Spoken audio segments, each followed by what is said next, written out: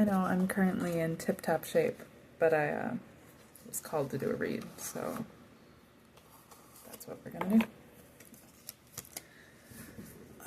I think by now you guys would already learn how to deal with the fact that this is just what I look like the majority of the time. This isn't about my looks. I'm not here to show off. I'm here to bring a message. So that's what I'm asking for, is a concise message. Whatever it is I'm supposed to bring to the table, may I bring it. Well,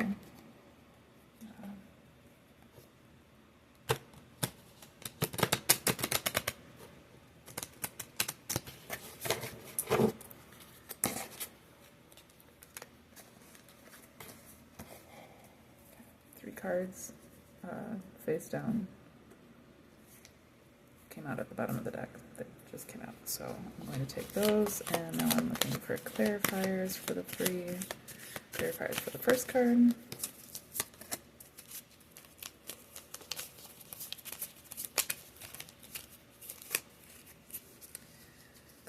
Clarifiers for the second card.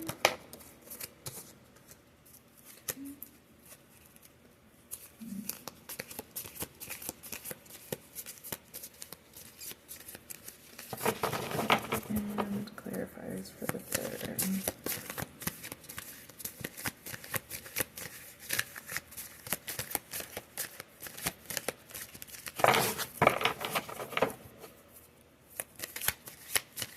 Clarifier for the third. Thank you. Others. I'm not going to take those.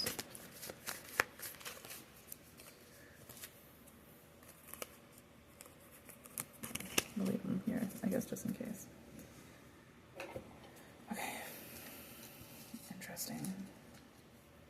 Okay, so the 3 cards,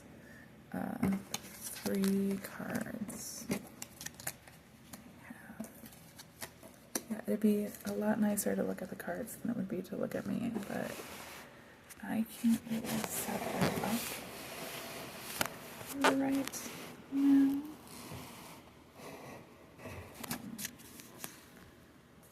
You're just gonna have to do that.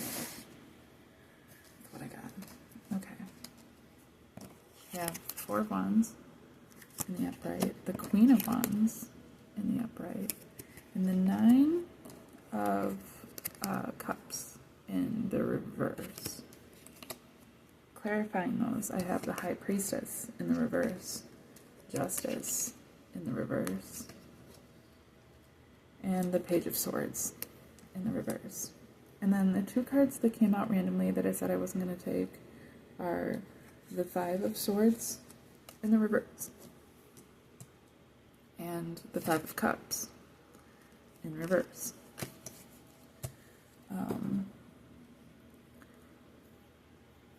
These reversals are making me feel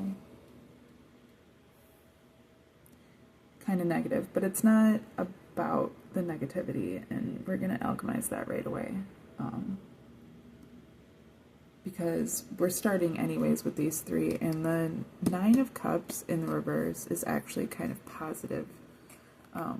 Although the 9 of Cups is in the upright is great.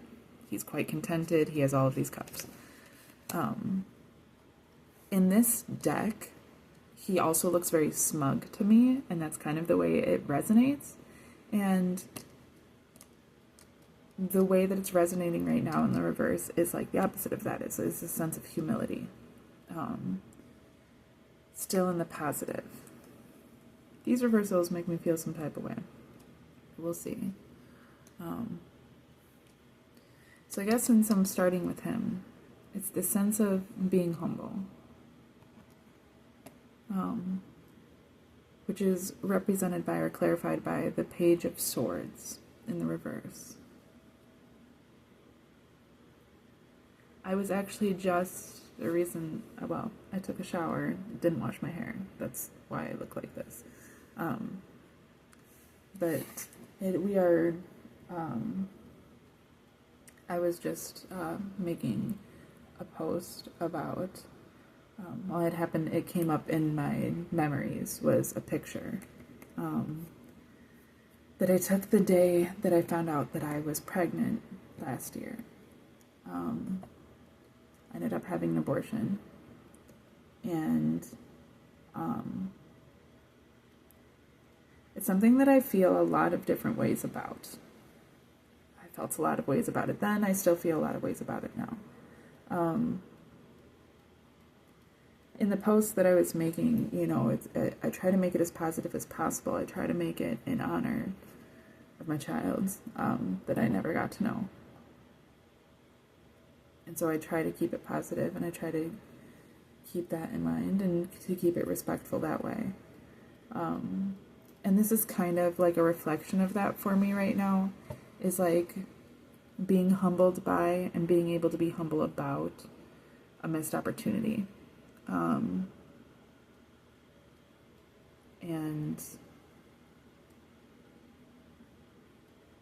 yeah, being humble about a missed opportunity.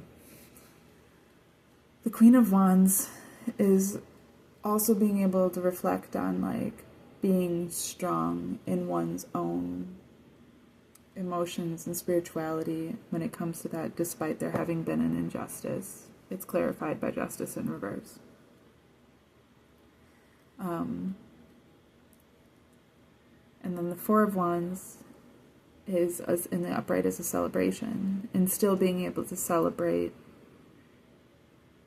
and to find peace and happiness, and even, you know, a sense of belonging despite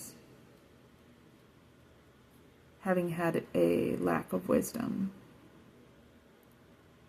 And that's, I suppose, why, you know, like we have like the Five of Cups in the reverse.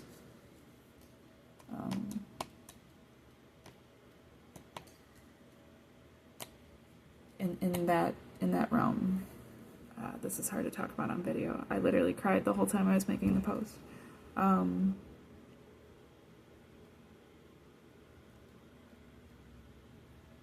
Okay, most of you aren't on my social media, so I guess I can just go through it again here. So I started seeing this guy the 1st of January. I met him, and I started seeing him around like the 10th or so was our first date.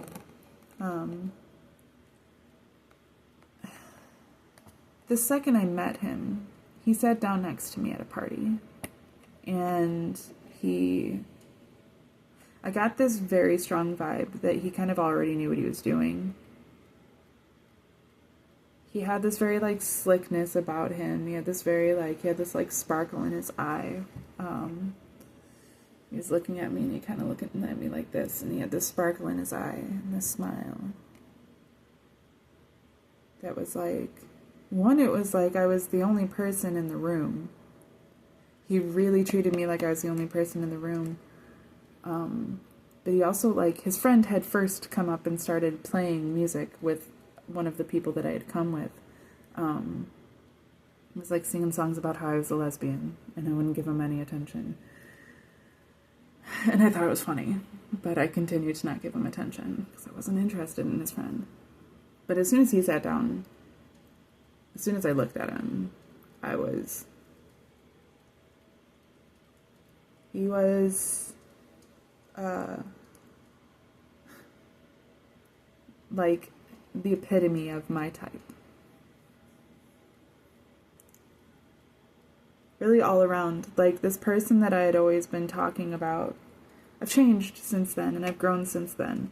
But at that time, like, the person that I'd always dreamt about, that I'd, like, talked about, I thought that I had met in other people.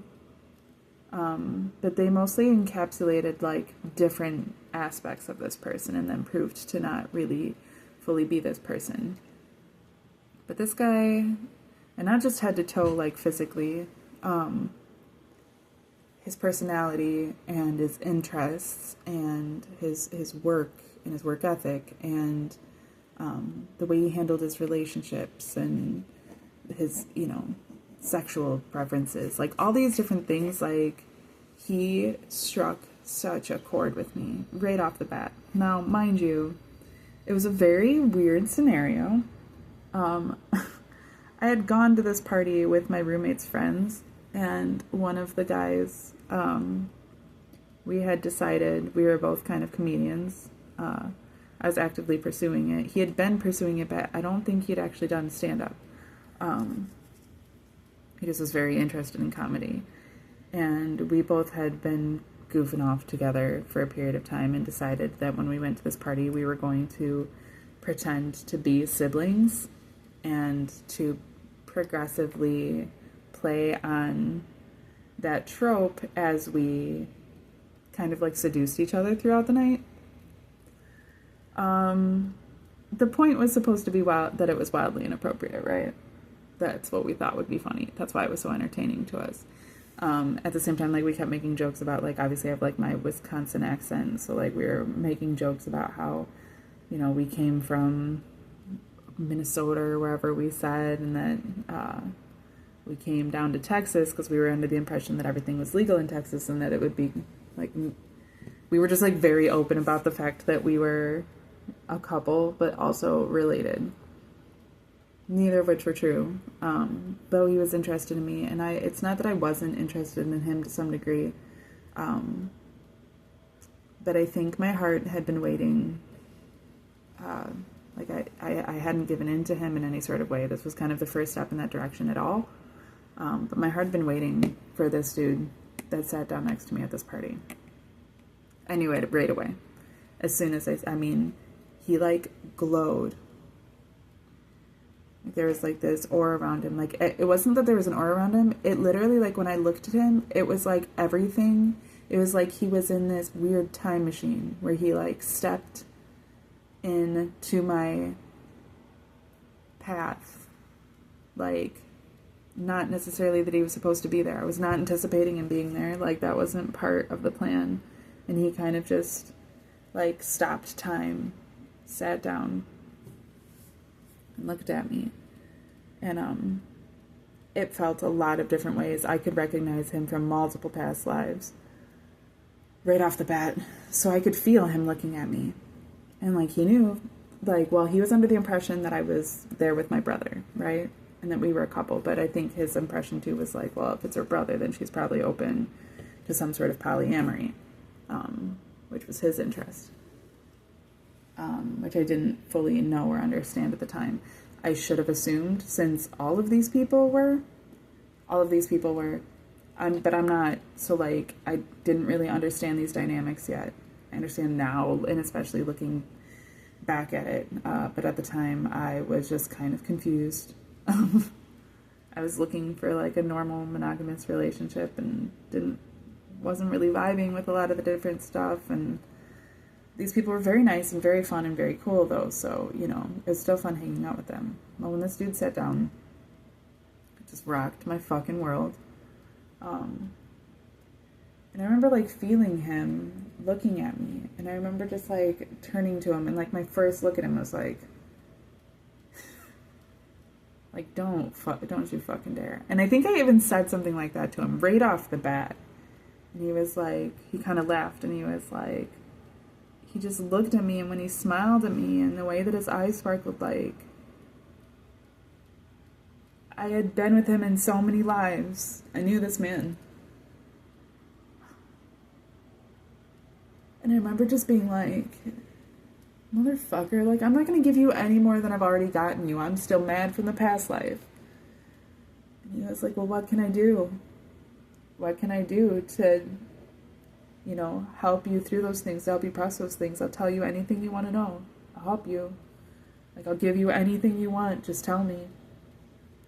Never fucking ever had a dude talk to me like that. I was thrown for an absolute loop. And I remember seeing his friend looking at us just, like, pissed. I don't think he thought that I was gonna, like, because I wasn't giving him any attention, right? Even though he was funny and I was laughing at his jokes and his singing and his music, I wasn't giving him any actual attention, and he was trying to get my attention. So the fact that his friend sat down and didn't even have to do shit, and I was suddenly giving him attention, like, made the friend upset, right? to this guy.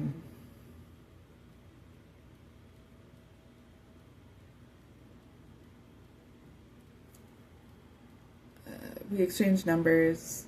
And the dude that I came with, that I was pretending to be brothers with and pretending to be in a partnership with, is across from us just like, the fuck? And he starts like making comments or whatever about me being his sister because he's trying to get the dude, because he actually wanted to date me, right? This was just a little game that we were playing. So now he sees this dude stepping in and getting my attention, and he's like, the fuck? So then he like brings up that it's his sister, but we're trying to date, and he's like bringing up these different things like, oh, like, sort of deal. And then dude that sat next to me was like, yeah, but it's just your sister, right? Like, it's fine if I talk to her. And I just like, I didn't know where I was anymore. I did not know how to handle that situation. I was like in La La Land. I was like, I couldn't believe that he was there. And then he like came right up to me. It was like he like they weren't even at the party before that. We had been walking around inside of the house and stuff like that. Like they weren't even there. They just showed up and he just came right in and sat right down next to me. Just changed my entire fucking life. It was a lot. It was a lot. And meanwhile, like the party is going on and like the girls that we came with are like laughing and joking and talking to him, and he makes some comment about, you know, I don't mind that you guys are siblings. Like, I'm attracted to my stepsister. Who gives a fuck? And we're all laughing about it and making jokes about it. And the one girl starts taking pictures with her cute little Polaroid. And dude lays down on the ground and she takes a picture of him. He had these blue heart-shaped sunglasses he's wearing at nighttime. And he puts them on and like he's like laying there, and they have like those, this was New Year's, right? So they have like those like string pull poppers that like blow confetti everywhere and stuff like that. There's like confetti on everything. Everybody's drinking and stuff.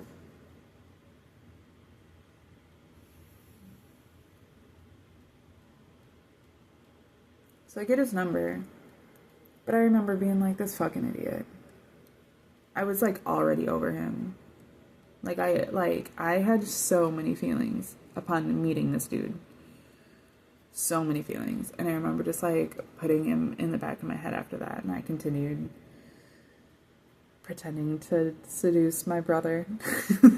the dude that was pretending to be my brother, and we like danced together and stuff like that.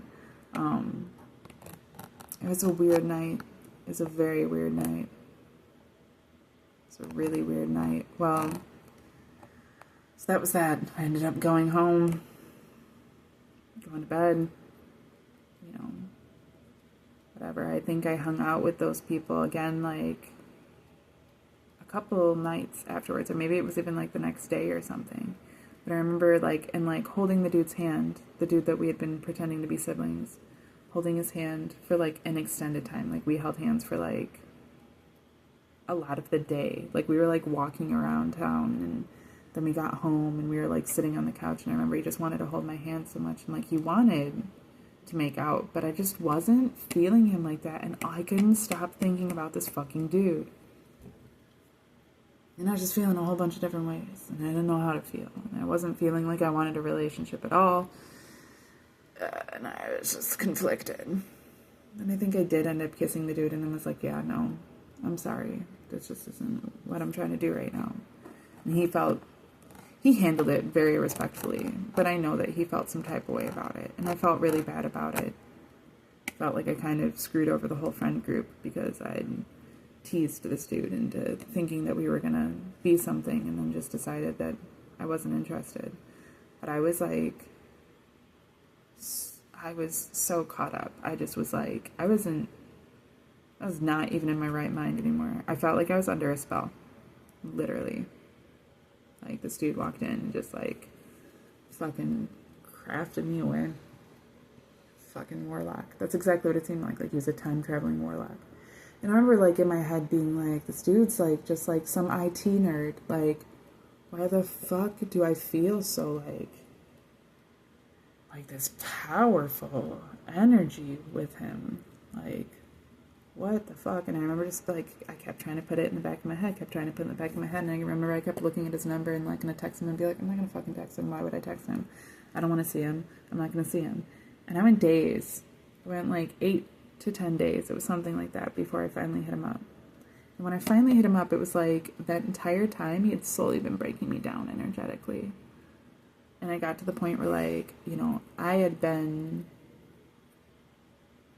well,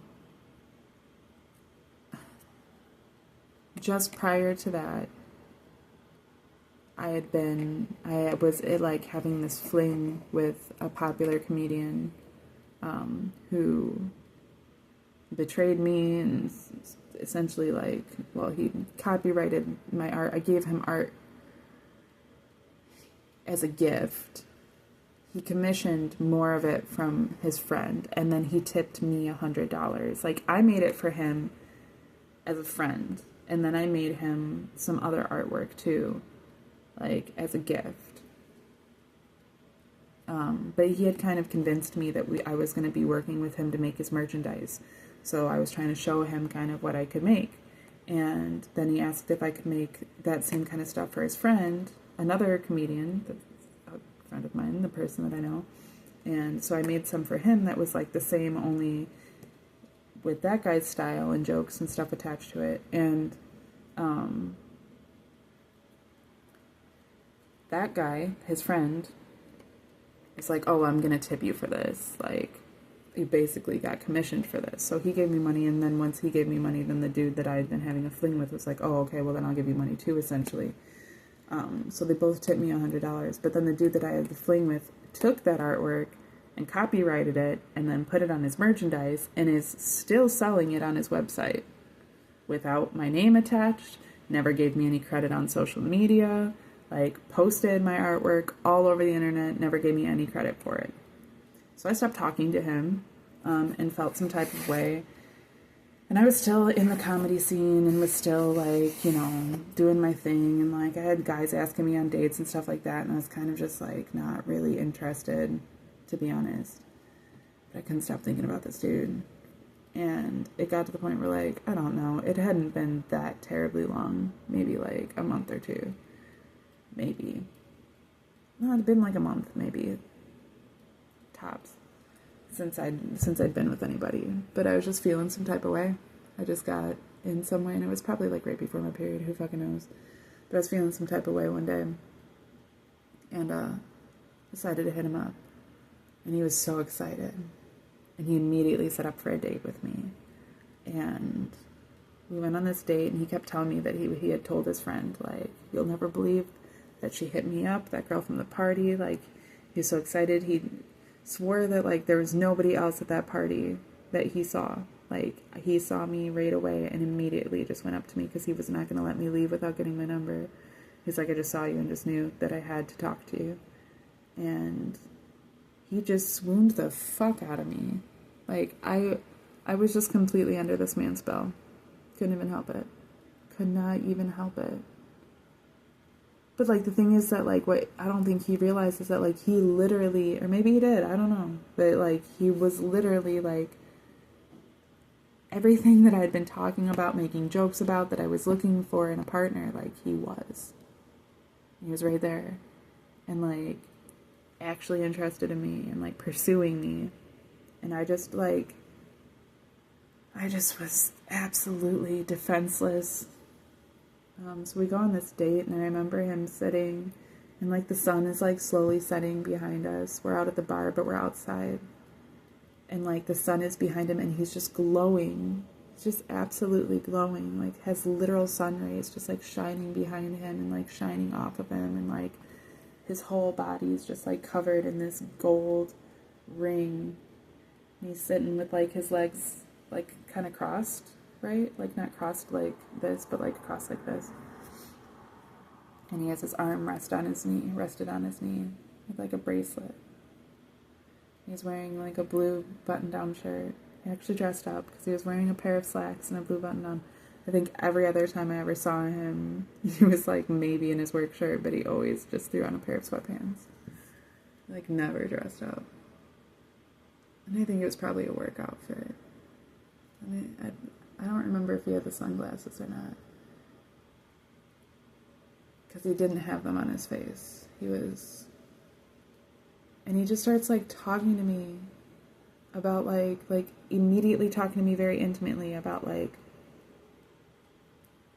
his childhood and his traumas and what he's looking for in a relationship and, you know, where he's at with things and what he sees in me. And like, I have never had a man communicate like that directly to me with that much confidence, that much straightforwardness, that conciseness.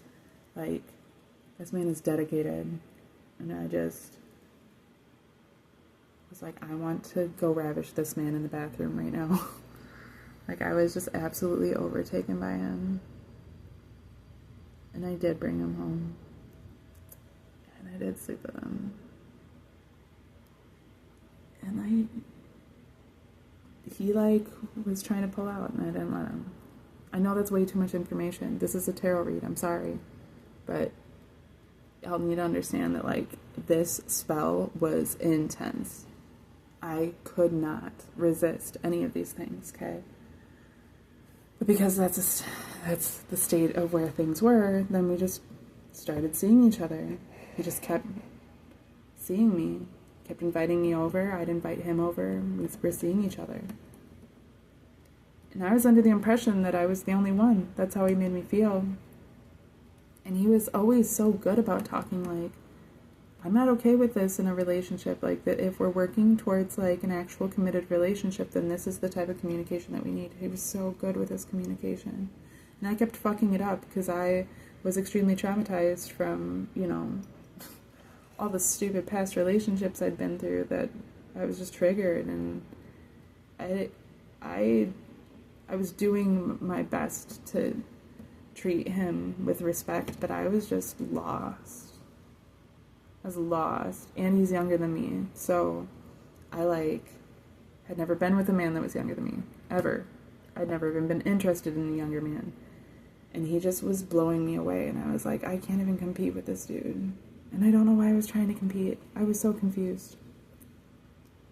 But then my roommate started to like interfere, and I started to get really nervous, and she started not like him coming around, and you know, she didn't really like him, and she would say things about him, and I felt like I had to defend him, but also like I had to protect him almost from her in this weird way. And like then he started to get weird, and then I got under the impression that he was seeing other people, and when I brought it up, like he would make jokes essentially validating that he was with other people, and we never really had gotten, you know, the way he communicated was so open, but at the same time, like, then it became closed off, and I guess we never really actually, like, agreed that we were boyfriend and girlfriend, so it got to the point where, like, I started kind of pushing for some sort of validation in that way, and he started pulling back, and then I started pulling back, and then we both just started pulling back. We were still seeing each other, we were still sleeping together, but then it kind of just became about the sex. And then I got pregnant. And I think at the time, like, well, the thing was that I was having these dreams that he had gotten somebody else pregnant. My roommate, to be exact. But it wasn't always that. There was kind of these different messages. But that he had gotten somebody else pregnant, or thought that he had gotten somebody else pregnant, that he was sleeping with other people, thought that he had gotten somebody else pregnant. They found out about me and didn't want him to be with me, so they told him that they were pregnant even though they weren't, and pretty much got him to commit to them because they were the ones that were pregnant, right? And I had told him about that. And he got really uncomfortable about it, and it just gave him weird vibes, I guess. I don't know. But then I ended up pregnant. And then, like, I don't know. At first he was excited about it, like, prior to me finding out, like, he he kept talking about wanting a family with me. And I kept saying that I wasn't ready for that, that I didn't want that. I was the one being cold, and I was pushing away, and I couldn't accept that it was real. It felt like a trick, right? It felt like a trick. But I was definitely pregnant. And I wanted that baby. And I wanted a family with him.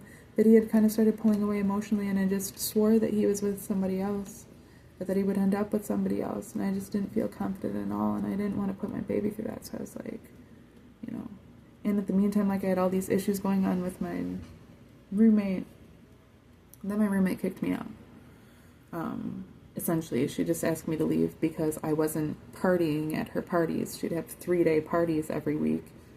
And I wasn't dropping acid and doing a bunch of ketamine and having sex with all of her friends. And so she was like, you're bringing the house down. You got these bad vibes. My friends are like feeling uncomfortable because you're like in your room, secluding yourself while they're all trying to party. And like, I just don't think that it's right for you to be here anymore. I was like, all right, cool.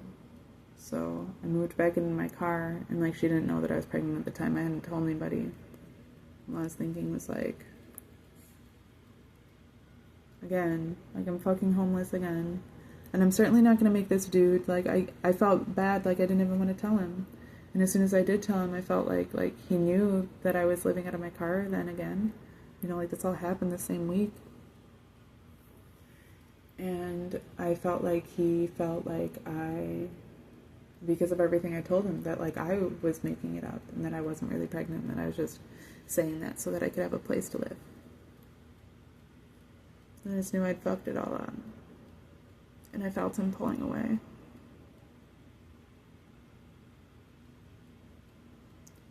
It's still there for me in these different ways, and he said that he wanted to be there, but like, I was just hurt and scared.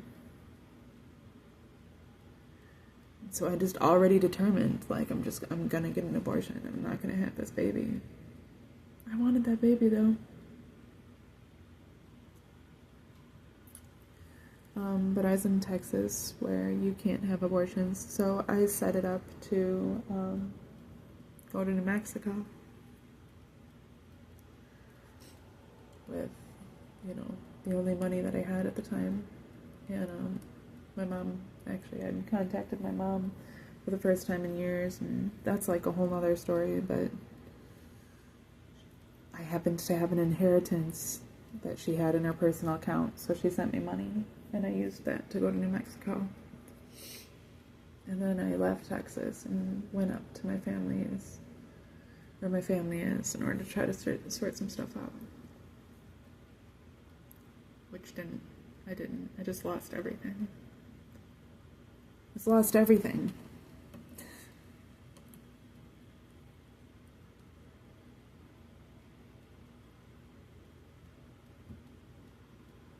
I know.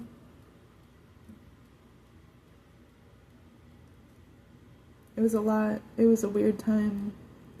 I didn't feel like I could trust him, but at the same time, like, I really just didn't feel like I could trust myself, and not because, like, I was trying to be with anybody else or anything like that, because I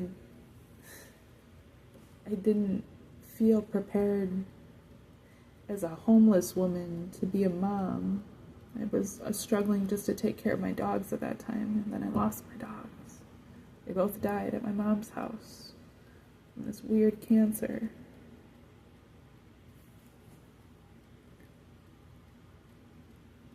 Everything was just really fucked up. Everything got fucked up. And, like, his best friend was, like, jealous and making me feel weird. Like, always trying to interfere, always there. We never got alone time. And when we did get alone time, it's just when we were, like, having sex. I just swore that he was with other people, and he kept making jokes, like, not with that many other people, but, like, essentially that he was with other people, and, I knew that he wasn't fully satisfied with just one person. He'd been open about his sexuality with me in different ways. You know, like being bisexual and particularly like having interest in trans women and stuff like that. And like I loved that about him. I never had any issue with that at all. I loved that he was honest about it. I totally understood. The honesty helped a lot because I'd kind of always felt that way in past partnerships. And like if you're interested in dick, I can't compete with that. So like, you know, his honesty like made me feel like I didn't have to compete. But there was just this underlying fear of him being with other people and me not knowing about it, and him being capable of lying to me about those types of things, and him not being trustworthy, and him actually being involved in really dark things and betraying me behind the scenes, and that all of this was just a setup to try to get me out of the career that I was doing. Because my roommate, you know, prior to leaving our house, like, her boyfriend was like obsessed with this comedy podcast, and they both like started being like weirdly jealous about, you know, my role in the industry, for the fact that I wasn't getting them into clubs and stuff like that, but like I was still trying to work my name into something to be of value. Like, I had no position to just be getting people. I wasn't getting paid as a comedian. I had no position to like flaunt any sort of fame or any sort of celebritydom or anything like that, but that's how they were treating me. And so like it just got very complicated very quick, and I just got lost in the communications. You know, normally I'm pretty good about communicating things, but in this one relationship in particular, I really struggled, and he was so good about it. And that scared me too, because then it was like, he just, you know, what does he know? And like, how did he know me right off the bat? And like, how is this not just a setup? And he let me go so easily, you know. It just felt like he didn't care. And maybe he was just trying to protect himself. But it really just felt like he didn't care. And I'm used to people not caring. Like, I couldn't trust that it was real. It never had been real. Why would it be real now? I don't know. There was a lot about it. You know, so that was at the beginning of the year. I went to New Mexico. I had the abortion.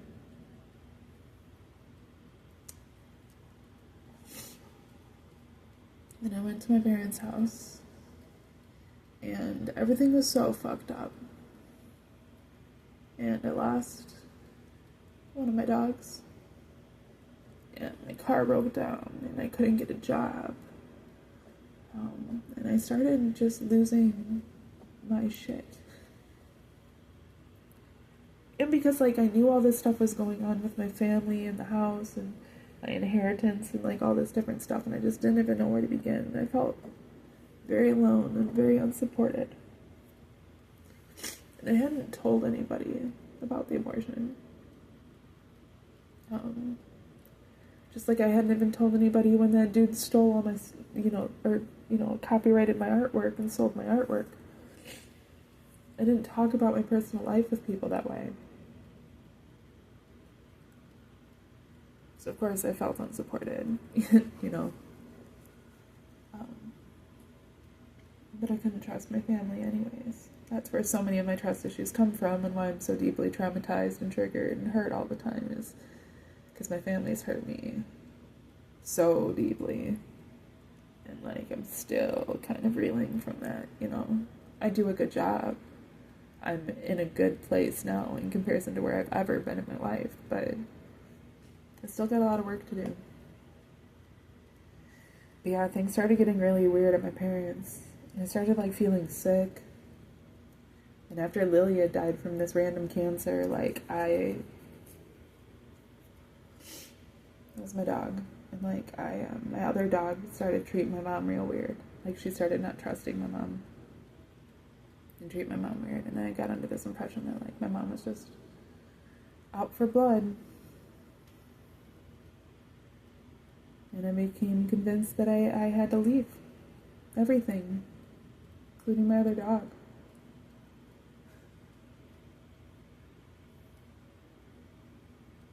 Because I couldn't take her on the street. She's old. She'd already been through so much. And I saw her there. Around my family.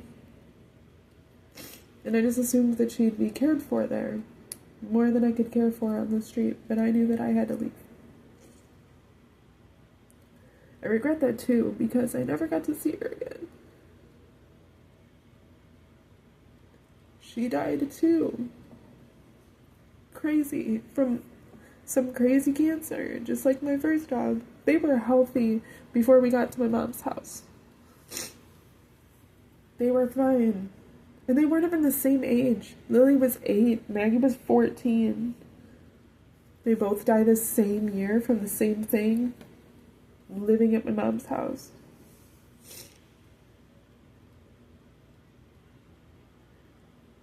But I was just suppressing everything. I really did not know how to process any of it. Any of it, to be honest. I just knew that I needed to get back to Texas. I didn't even know why. I didn't know what I was going to do when I got here. I just felt called. I felt like I definitely could not be at my parents' house. It's in my name that they're just living in. But I couldn't be there. And I was like having nightmares and shit. I was really unwell. As I generally am whenever I'm around my mom for too long.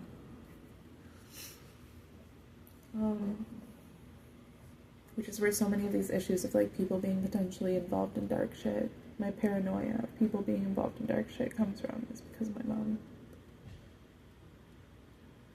Amongst other things, I suppose. It's been validated through multiple partners that I've had too, so I don't know. There's just a lot. I just kept losing everything.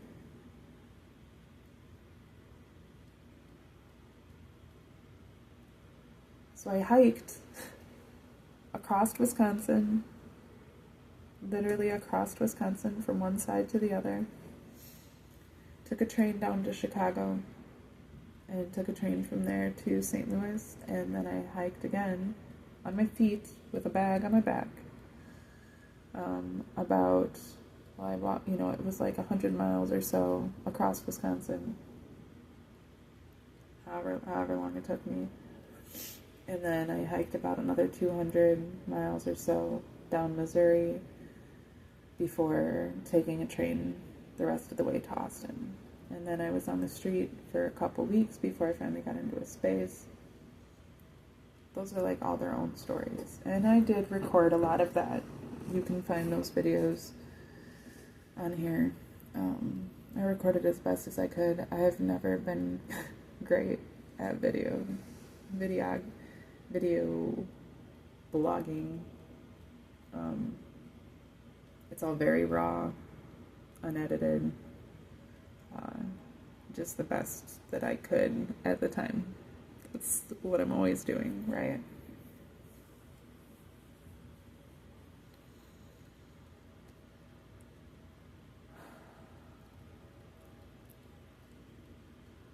Okay, so that's a lot, but that's where these feelings are. In the midst of all of that,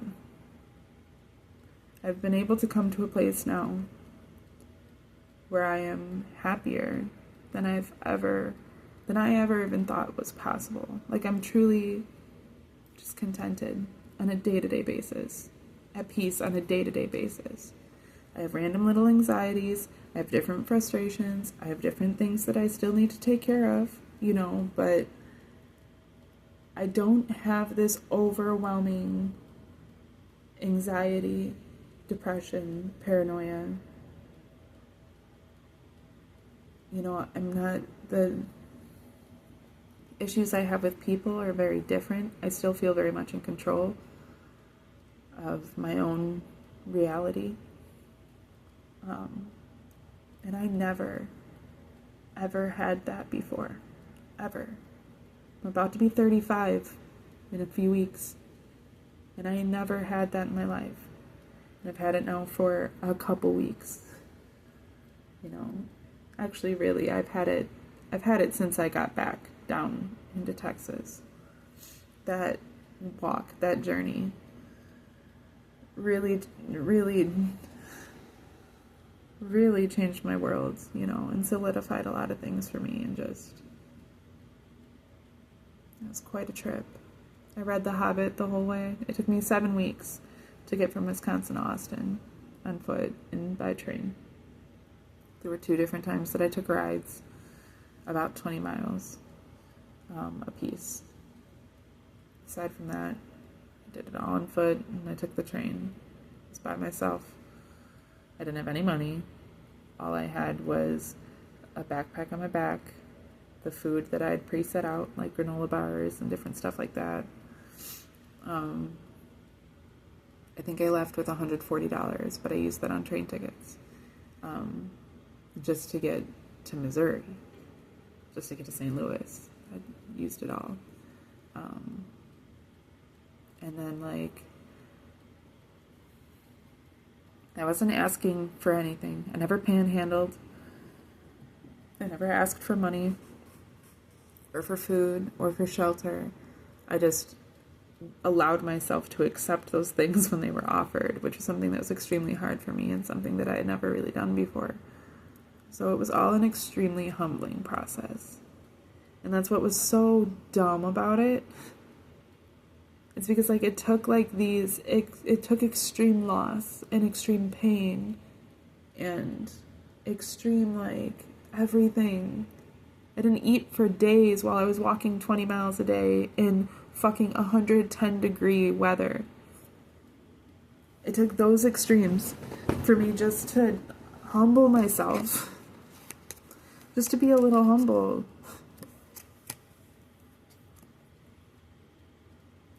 And I was taking those opportunities as I saw them. But, like, every one of those opportunities at that time really was, like, a lack of opportunity that I had to alchemize. And it was a lack of justice that I had to alchemize. And it was a lack of spiritual confidence and, like, information. I mean, I didn't know what the fuck I was doing. I had no idea what I was doing. I did it all on faith. I just heard the call that I needed to go back to Texas, and I did it.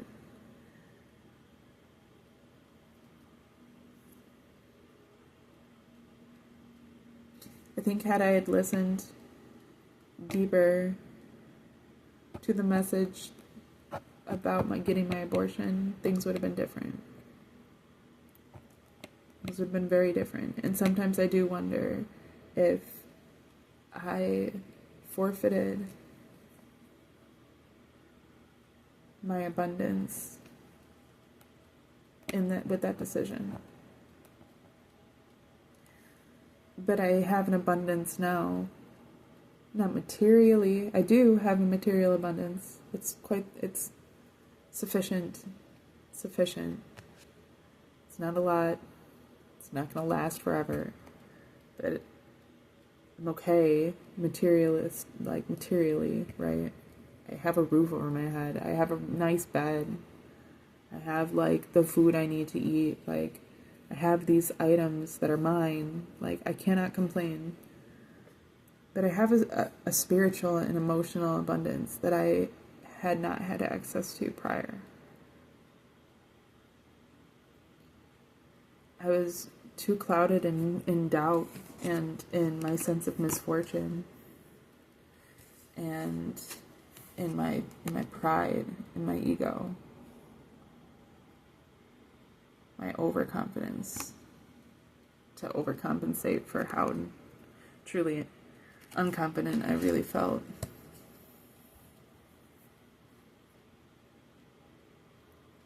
But it was in those things that I found my balance of skill, spiritual skill, and gifts, and how to use those gifts, and started to see a clearer picture that way.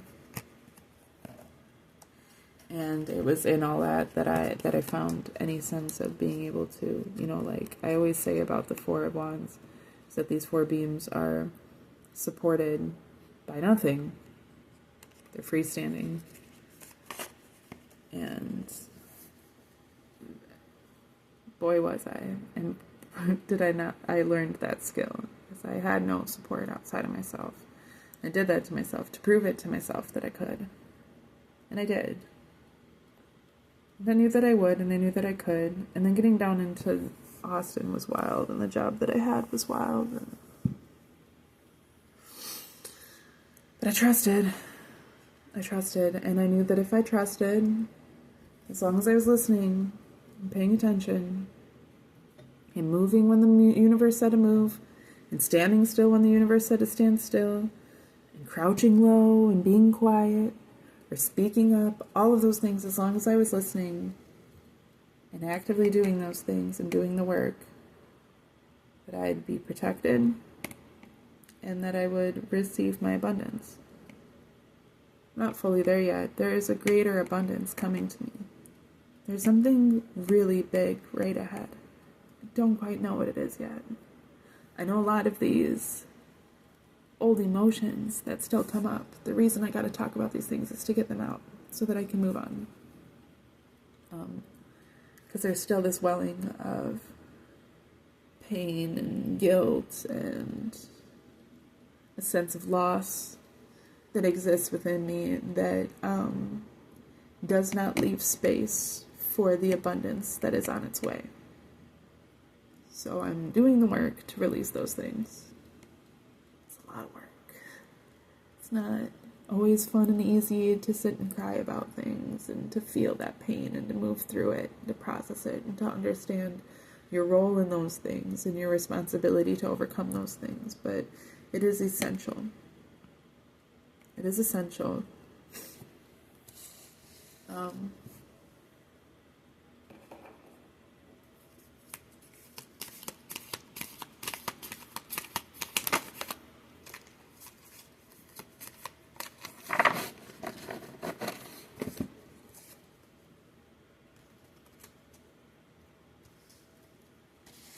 The Ace of Wands and the King of Pentacles in the reverse.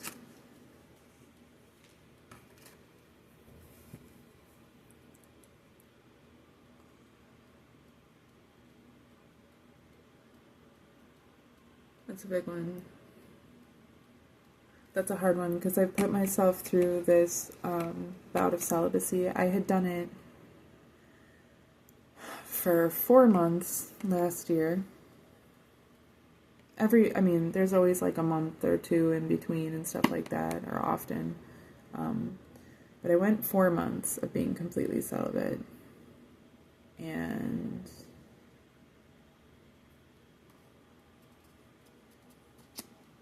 this time, it's been 6 months. It's about to be 6 months. Well, really, it's 5 months right now. So we have a month to go. And I plan to go for at least 6. Although I will say that at the beginning of this year, I was thinking that I should just do it for a whole year. And I might. I haven't, like maybe 4 months ago, I was smoking pot every day, all day long. Loved it. Love it. But I haven't since then. And don't really intend to for some time. I haven't drank any alcohol in that period of time. I quit smoking cigarettes. I have extremely cut down on my caffeine. I have had 2 cups of coffee in the last 2 weeks, almost 2.5 weeks, which is huge because I was drinking Red Bull and coffee all day long, at least a couple Red Bull a day, multiple cups of coffee all day long, and drinking multiple sodas every day. Wild. So, I like haven't been eating any processed food or anything like that. I right now am currently like entirely sober, right? And I like that. And I kind of just want to keep it up. I had made the vow to stay this way at least until my birthday, which I said is in a couple weeks, few weeks. But I'll probably just keep it up for a while until there's a reason not to. I'm not setting a date to start giving back into vices. That's silly. Because when I brought it up to people too, especially like different dudes would be like, yeah, that's when you're ready to bang again. Like, it's getting old. The more that I think about it, the more that I'm like, I don't really care about it like that. I really don't. I struggle with it though, right? That's what this whole thing is about right here. And like the King of Pentacles, like these go, I struggle with it because it's like, I have this concept in my head that part of my abundance is in my sexuality. And being able to be free with my sexuality. And being able to use it the way that I want to use it. And that I have gifts that are part of my sexuality. And that I want to be able to give those things. But it's like figuring out what that actually looks like. You know, and then struggling with it because like, I've always deterred. I have never received money for sexual acts. Like that's not, I guess aside from with my ex, like I would sleep with my ex. He would give me pot. But that was more just a win-win across the board. He would have given me the pot anyways. I enjoyed sleeping with him. But I've never like officially prostituted myself in any sort of way. I've sold pictures and videos and stuff online. But only when I felt like it, and only the stuff that I felt like doing. I never like did something I personally would find morally apprehensible for money, anything like that. However, I've had this concept in my head for a long time of like being a sex therapist, even through like being a dominatrix, doing some type of sex work as a profession and as a career. And it's hard for me to balance that concept because, I mean, I guess that's the thing with the abortion, and that's the thing with like that past relationship and all those things too. That's why I loved that man so much, for being so honest, because like I struggle with the guilt, shame that comes with my sexuality because of the stern Christianity I grew up in. I don't even believe in those things that way, but it still gets to me, and it still, you know, I just feel a lot of ways where like then I see these other people who are like, that's so silly, drop that and just be a total slut. Okay, I think there needs to be a balance. I'm fine with that. You do you. I'm here for it. I'm not trying to kink shame, but like, I just want to balance. I don't want to just be free with my sexuality in the sense that I can just sleep with whoever, whenever. My sexuality is sacred.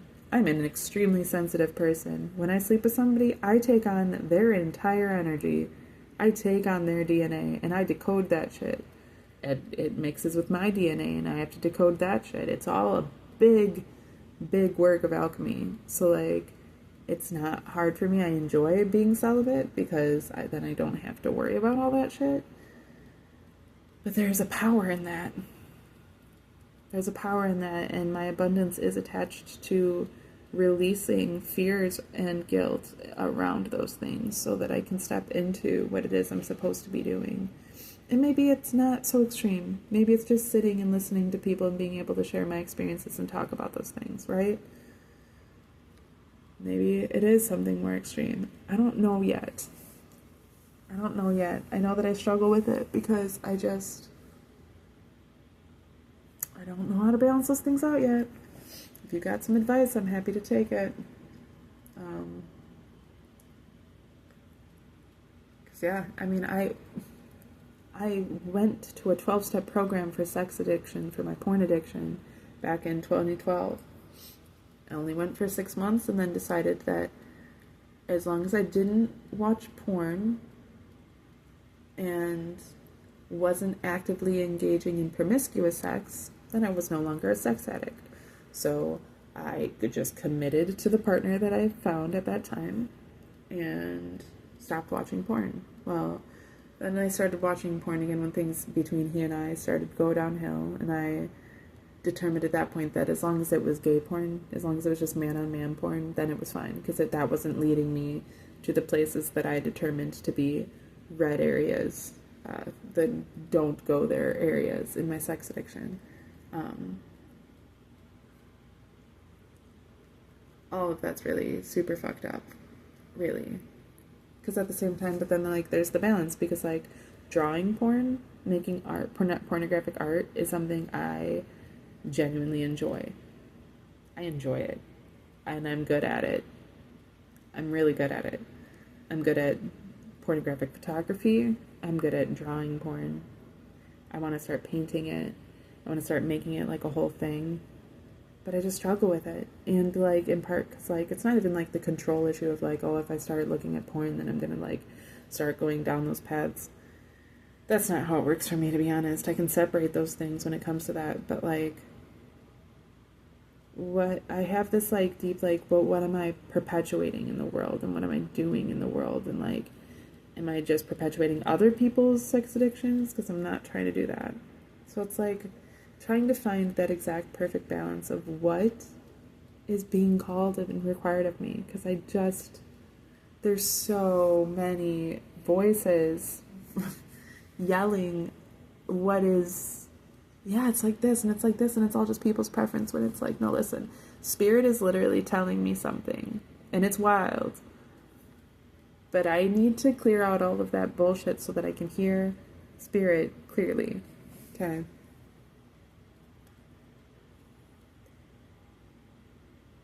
But this right here is already wild, because it is reminding me that that is part of it.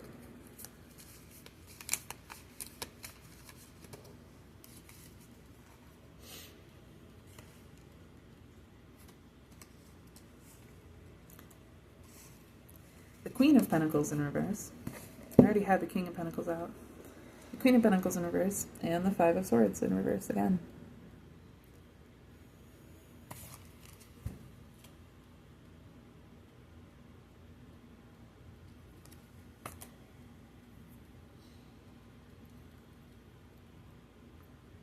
Don't worry about the money aspect.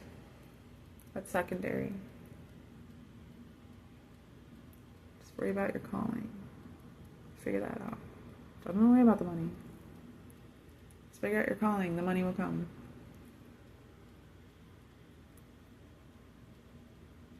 Okay, well, I'm open to advice. I'm open to just hearing other people's stories. If you want to just share, if this touched you in some way and you want to share, you know, the things you struggle with, the trials that you've had, different things that you've gone through, positive things would be great. Any sort of advice on, you know, well, this is what I do and this is how it works for me. I mean, anything at all. I am totally here for it. This was a weird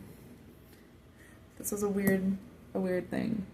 Sorry for sitting there and crying at you. Sorry, this is like the weirdest read that I've done yet, by far. Sorry for talking about all the inappropriate stuff, but that's who I am. This is part of it. We're probably going to keep up with this, and it's just going to keep getting worse. So I think we're just going to have to deal. I don't know. Thank you for listening. Thanks for giving me the space to do this. I created the space for myself. I'm doing this. I have no idea if anybody's even going to watch this video, but if you are, thank you for giving me that time and that energy. If you want to, you know, like, dislike, comment, anything at all, I'm here for it. Definitely here for it. And yeah. Guess what? We're gonna see what tomorrow brings.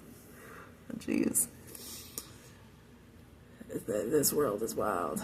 I'm just getting crazy right along with it. All right. Have a good morning, night, day, whatever it is for you, and I will see you again soon.